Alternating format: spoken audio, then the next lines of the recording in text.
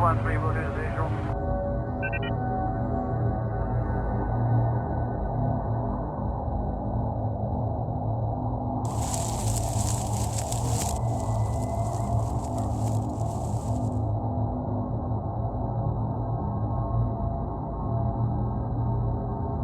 Sierra United, 1246, roger.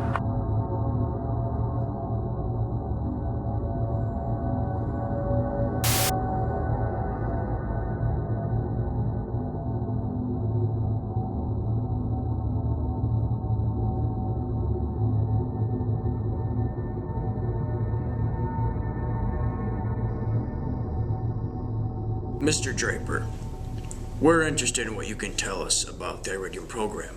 Codename 33, as you can see. This is what we were given when the information disclosure request was submitted by our agency. We understand it was a veiled, covert operation, but request after request from our agency were all met with a brick wall. The program was black. Very black. But there was a problem. That's why our agency got involved in the first place. Tell us about Iridium 33. You will have to understand the dire security situation. Threats from extremists, both out and inside the country, were credible and imminent. Immediate action was needed. The security agencies were mired in public scrutiny.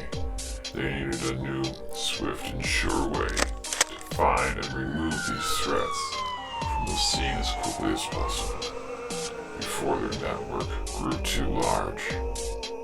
They needed essentially ghosts that would hunt, track down, and terminate these infections quietly, without the three-ring circus caused by police raids or drone attacks. That's where Iridium came in. They could appear out of nowhere, track, corner, and neutralize their objectives and disappear back into the vacuum. They weren't trained to investigate a crime scene. They were trained to prevent the crime scene from ever occurring. The CIA and Homeland needed a new way of dealing with the terrorism facing this nation. They needed a better way of fishing out embedded combatants, sleeper cells, and indoctrinated domestics, etc.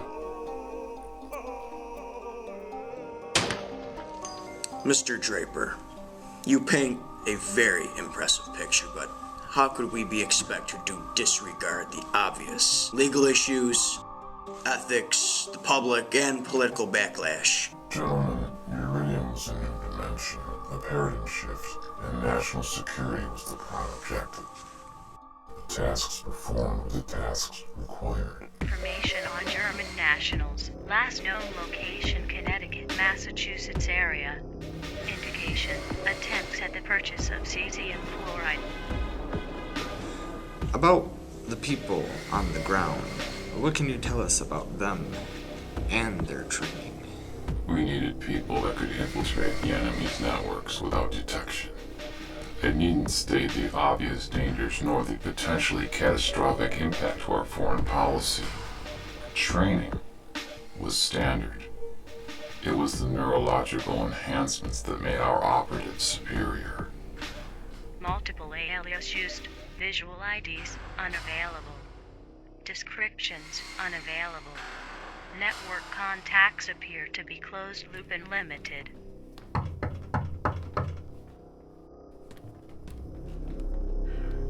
You see, only Iridium team candidates could guarantee the success and the transparency of these actions. Only they possess the hyper-acuity required in such cultural, technical, and tactical environments. Only with these assets could we penetrate terrorist networks, regardless of their social or ethnic isolation. Operatives would insert themselves into such networks to appear as sympathizers, a willing provider for needed materials, in exchange for money or contraband. You have to what you need if you have to what we need.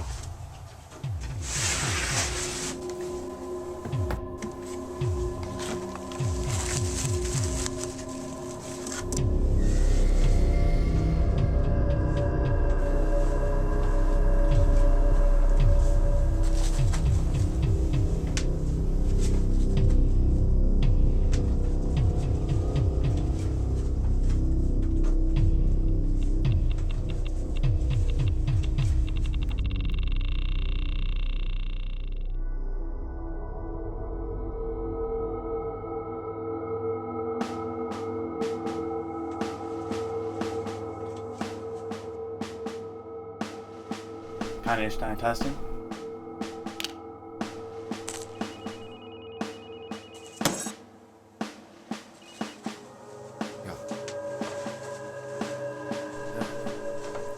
These situations, of course, require the individual to be able to react instantly and effectively to any changing dynamic in the situation, even if things were to go catastrophically wrong.